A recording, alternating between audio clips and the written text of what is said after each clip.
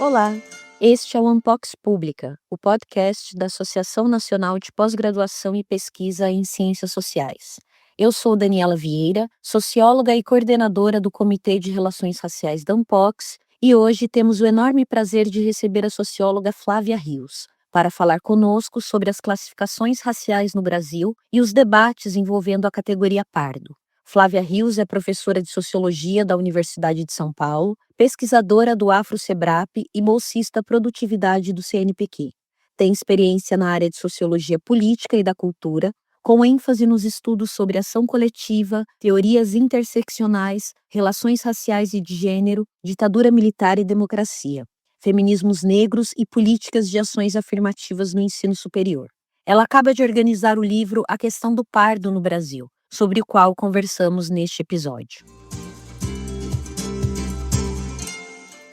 Bom, Flávia, a problemática das classificações raciais no âmbito das pesquisas acadêmicas no Brasil já tem certa tradição desde os anos de 1970, com os estudos clássicos de Carlos Rosenbaum e Nelson do Vale Silva, mas atualmente as tensões que a gente percebe, né, advindas dessas classificações, têm ganhado maior perenidade em outras esferas sociais, que não apenas a acadêmica, e também não apenas aquelas vinculadas aos movimentos sociais, aos movimentos negros, conquistando o interesse mais amplo do público brasileiro. Então, é nesse contexto, né, em 2024, você vai organizar um dossiê para a revista Cult, e depois, em 2025, esse dossiê, né, ele vira um livro intitulado A Questão do Pardo no Brasil. A leitura desse livro, em conjunto com os debates sobre o pardo, que, como você mesmo diz na apresentação, foi e continua sendo a pedra de toque das nossas relações raciais, né? Isso é um tema muito complexo e não consensual. No entanto, essas classificações raciais e as construções de identidade em nosso país são materializações do processo colonial. Então, tendo isso, né, em vista, eu gostaria de saber de você, para iniciar nossa conversa, como a persistente ideologia da mestiçagem e essa fluidez histórica do termo pardo impactam na luta antirracista, ao passo que pode desviar o foco da hierarquia racial em favor de uma retórica da miscigenação como a possível solução de nacionalidade, de brasilidade, enfim. Queria começar ouvindo isso de você. Bem, muito obrigada pelo convite, Unbox também, por poder fazer uma discussão tão interessante. Como você disse, nós temos já, né, uma longa tradição acadêmica, de estudo das classificações raciais, os vínculos dessas classificações, com ideologias nacionais, com projetos nacionais, com formas de nomear populações. E temos esses marcos de intelectuais, no caso Carlos Azenbaum, Nelson do Vale Silva, mas quase toda a nossa tradição se voltou para essas classificações que estão presentes no nosso censo desde 1872, né, desde que o censo é censo, a gente já tem classificações raciais, sem contar outras formas categoriais que já existiu no contexto imperial ou até colonial. Então, quando a sociologia se debruça sobre esse tema para entender as desigualdades, como foi no caso dos anos 70, a partir da PNAD também, das primeiras pesquisas que foram realizadas,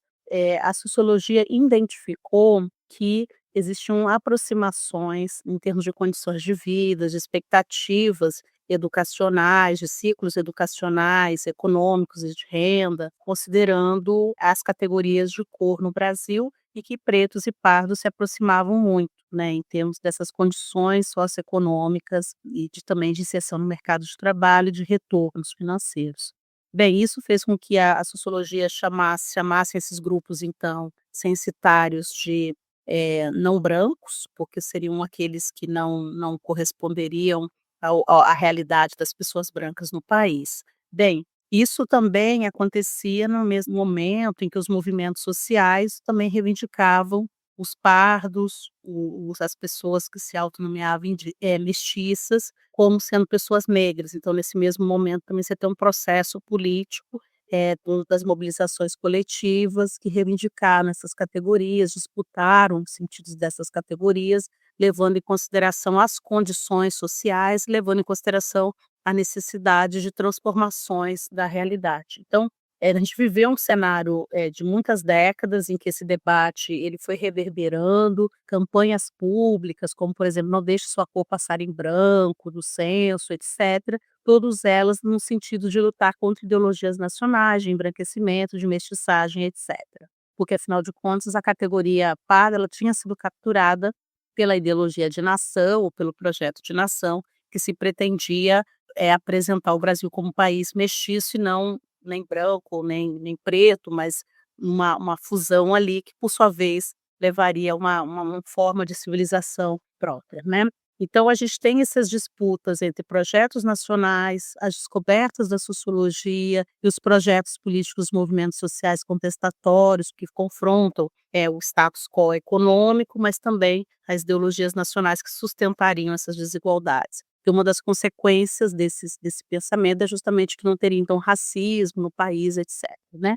Então você tem todo esse processo que nunca foi consensual, mas que ele veio ali em debate, em conflito, em tensões. Então houve um momento de fato que a academia meio que convergiu com esses movimentos, porque ela deu sustentação para os movimentos sociais justificarem a pertinência do agrupamento dessas classificações em favor do lutas por cidadania, ou seja, um agrupamento estratégico, sempre pensando que são estratégias,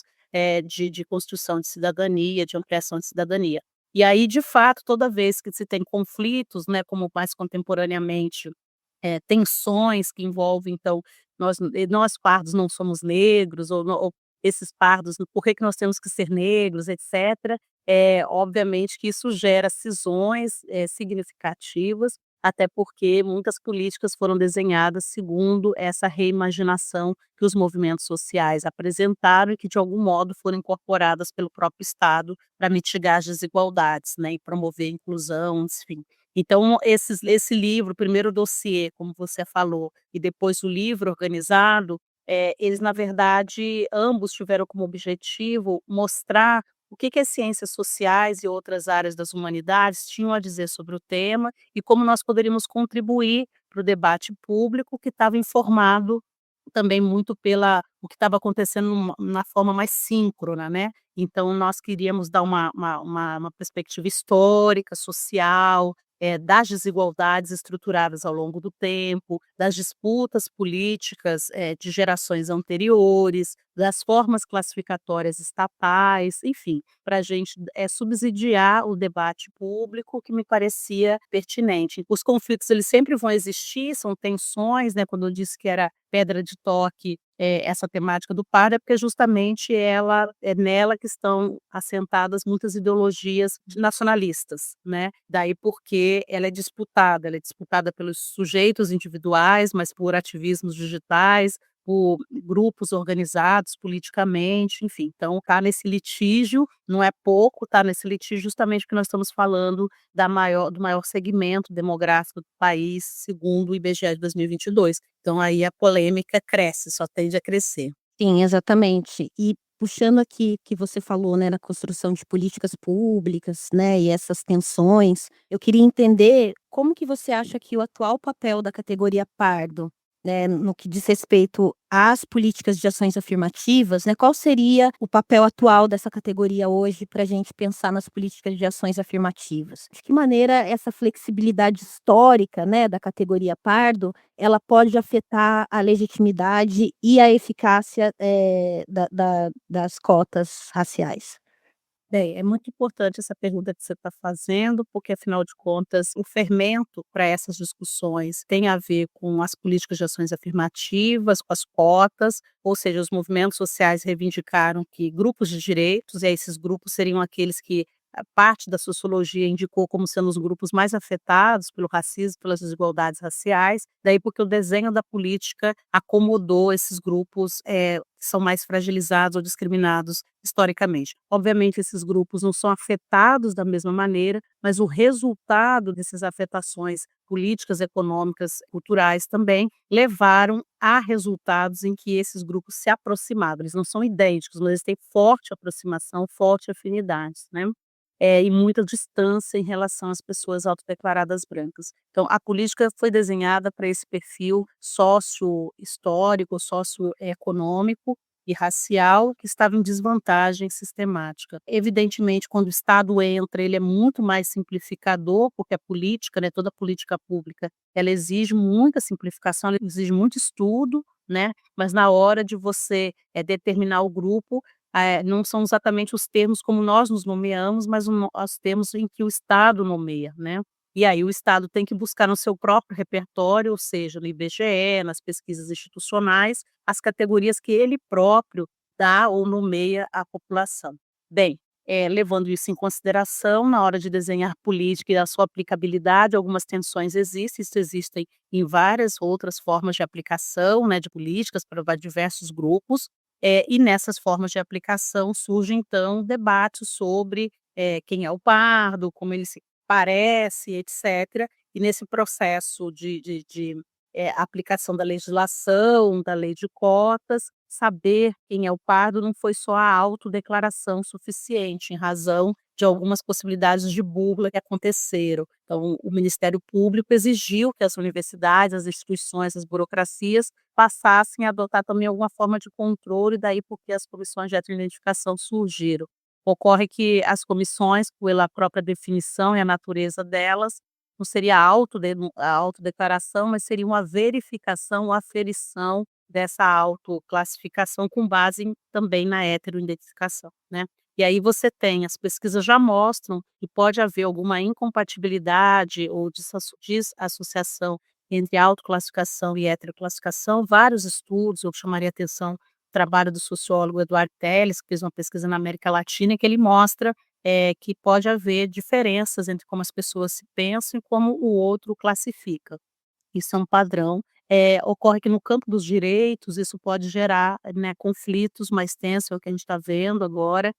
que nem todas e como o Brasil também, além do fato de haver um nível, né, de dissociação ou de divergências, que não é muito alto, mas ele existe, entre auto e heteroclassificação, ainda tem muitas, diferenças regionais, quer dizer, o pardo, visto como pardo no norte do país, no sul do país, não necessariamente corresponde àqueles que a gente vê no sudeste ou no centro-oeste ou no nordeste brasileiro. Então tem variações, as pesquisas têm mostrado que tem variações regionais muito expressivas, que a região é um tipo de determinante para a percepção da classificação, né, a partir de terceiros, então e isso tem gerado também, muitas questões. Eu diria que não é exatamente o pardo um problema, não se trata disso, se trata de 2 métodos, né, de avaliação que apareceram na administração pública ser as formas, né, razoáveis para fazer um controle de uma política, garantir que ela seja destinada aos sujeitos de direitos e que tem encontrado aí confrontações, né. Então é algo que a gente tem que observar, tem alguns estudos mostrando a natureza do problema, as dificuldades justamente para evitar que problemas dessa natureza persistam. Então acho que a gente não deve atribuir a um grupo social a responsabilidade, os problemas ou as inconsistências. Eu acho que se trata mesmo, de entender que as burocracias diante de situações discricionárias, sobretudo quando não tem normas ou a produção da norma, ela é mais dificultosa, etcétera, faz com que tenha mesmo existam esses descompassos e merecem ser estudados, investigados. A gente que a produção da ciência política, da antropologia, da sociologia, elas têm contribuído para entender os problemas, né, aquelas que estão ligadas à análise das políticas públicas, entender esses problemas, e pelo menos colocá-los à disposição dos resultados dessas pesquisas para as burocracias, as instituições universitárias, visando então, aperfeiçoamento ou melhor desenvolvimento dessas questões que envolvem as políticas de ações afirmativas. Mas os dados, sobre desigualdades apontam que esses 2 grupos eles são, assim como as populações indígenas e cada vez mais agora as populações trans, né, têm sido identificados como os grupos que têm sofrido discriminações sistemáticas e que a inclusão ou a melhor representação desses grupos, né, nos espaços, ou de poder ou nos sistemas educacionais vão depender de fato de políticas inclusivas. Então a gente está a gente está diante de um cenário, complexo, porque de fato são populações que devem ser beneficiadas por políticas dessa natureza. Sim, exatamente. E eu tenho visto também que a avaliação, né, após 20 anos de implementação das cotas, não há dúvida de que ela foi bem-sucedida e também ela serve de espelho, né, de vitrine para outras políticas públicas que estão tentando ser implementadas atualmente, como, por exemplo, você citou a questão da inclusão da população trans, da universidade, dos indígenas, mas eu tenho visto também uma organização bastante bem-sucedida em relação à população quilombola. Também, requerendo esses direitos, e aí fica aquela questão em relação à autoclassificação, né, quilombola, mas pode também é uma pessoa parda, muitos são pardos, né, outros vão ser colocados como pretos, enfim, acho que tem essa efervescência muito grande, né, e cada vez mais a organização, né, desses grupos, né, a fim de requerer os seus direitos, assim. E eu não lembro se no livro há alguma coisa falando sobre os quilombolas também, né, dentro dessa discussão. A lei de cotas, ela foi modificada recentemente e nela teve algumas mudanças substantivas em relação ao recorte de renda e também a inclusão de novos grupos, né, então o caso dos quilombolas acabaram de ingressar nesse modelo, né, de políticas de ações afirmativas. E para os quilombolas, assim como para os indígenas, além da autoclassificação, você tem mecanismos outros de legitimação, né, que não é exatamente hétero em identificação, porque afinal de contas nós estamos trabalhando com grupos étnicos, né, com dimensões de etnicidade que envolve reconhecimento da própria comunidade. Então você tem todo uma outra forma de assegurar que esses grupos ingressem na universidade, complementando a autodeclaração. O que o livro traz, que eu achei muito pertinente, assim, interessante, são relatos também, além de análises sociológicas, históricas, né, e de outras áreas do conhecimento, o livro traz também, relatos e experiências de pessoas indígenas que não teriam as condições históricas e institucionais de serem autodeclaradas indígenas no cenário brasileiro, em razão de apagamentos históricos, etc., né. Eles têm uma marca de ancestralidade e a ancestralidade, não é um critério considerado legítimo para aferição ali ou para entrada no ingresso das prestações afirmativas. Então essas pessoas precisam se autodeclarar pardas, e não necessariamente elas são reconhecidas pelas comissões como pardas. Isso tem acontecido muito no centro-oeste, no nordeste, mas também no sudeste brasileiro e sul e na região amazônica. São pessoas que reivindicam um pertencimento indígena, eles chamam de movimentos indígenas de retomada. Alguns até foram bem-sucedidos a ponto de hoje serem, reconhecidos, receberem nomes indígenas, se renomearem, se reclassificarem, mas que no entanto, no momento em que ingressaram na universidade, eles tiveram que adotar categorias preto ou pardo, sobretudo a categoria parda, que é uma categoria de exclusão, né, não se viam brancos, não se viam pretos, não podiam se apresentar indígenas, porque não teriam a documentação, ou um reconhecimento da comunidade, então se apresentavam como pardos. E muitas das comissões diziam: "É, mas você tem o cabelo liso, você não tem essa característica o fenótipo, né, de uma pessoa negra". Então essas pessoas que têm o direito à política, deixaram de ter o direito, tiveram que, usar de outras estratégias para acessarem a universidade. Então essas são tensões que esses casos têm revelado, que envolve, de um lado, características da região, as regiões determinam muito os perfis sociais, mas a gente também tem uma discussão aí sobre a reconfiguração do público indígena, que não são só as pessoas aldeadas e que necessariamente podem ou são reconhecidas por suas comunidades, mas também aqueles que têm uma origem, né, são quintas, ou às vezes é quarta, quinta geração, de famílias indígenas que tiveram que fazer, deslocamentos forçados dos seus territórios, que perderam suas línguas, que enfim, que foram ressocializadas, mas que trazem marcas culturais e um reconhecimento que elas mesmas têm, que elas imaginam ter, né, da sua ancestralidade indígena. Então a gente vê essas lutas, né, em várias regiões brasileiras, e o livro ele aborda essas tensões, que são aquelas pessoas que realmente não têm uma proteção no desenho da política e que elas vão se espremer dentro de categorias que a política oferece, e na hora do controle da política, via as comissões, esses grupos às vezes sofrem, consequências que levam à sua própria exclusão, né. O livro ele traz digamos assim, dimensões que não estão visíveis no debate público brasileiro como um todo, são às vezes debates regionais, locais, e que têm implicações políticas, e também para o enfrentamento das desigualdades grandes.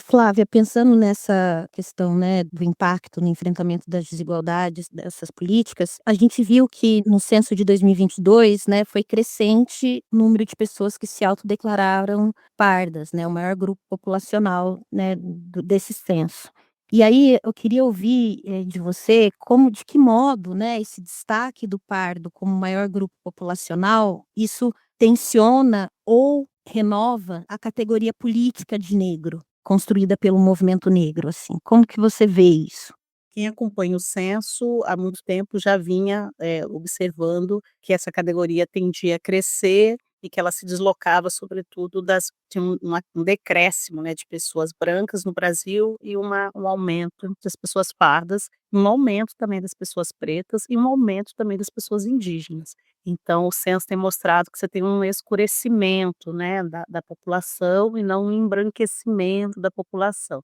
No livro nós temos um artigo do professor Antônio Sérgio, em que ele mostra, numa perspectiva longitudinal, essas oscilações que não são respondidas apenas pelo crescimento da população por grupo, mas que também tem a ver com formas de reclassificação a depender das oportunidades e restrições culturais, políticas e econômicas do país, ou até as ideologias nacionais, as intervenções de movimentos sociais, enfim. Alguma coisa está acontecendo na ordem dos valores, das representações, que interfere nos modos como os brasileiros têm se reclassificado ao longo das cortes geracionais. Então eu diria que esse crescimento, ele é um crescimento como um todo desses grupos, só que o que mais cresceu é a população parda, e isso também tem levado a grandes debates, porque não é só o movimento negro que reivindica o pardo como seu, né, vamos dizer assim. Você tem grupos que estão reivindicando os pardos como pardos somente, né, então somos simplesmente pardos, e tem a própria nação, né, os movimentos mais nacionalistas que vão reivindicar os pardos como sendo o tipo brasileiro, o tipo mestiço,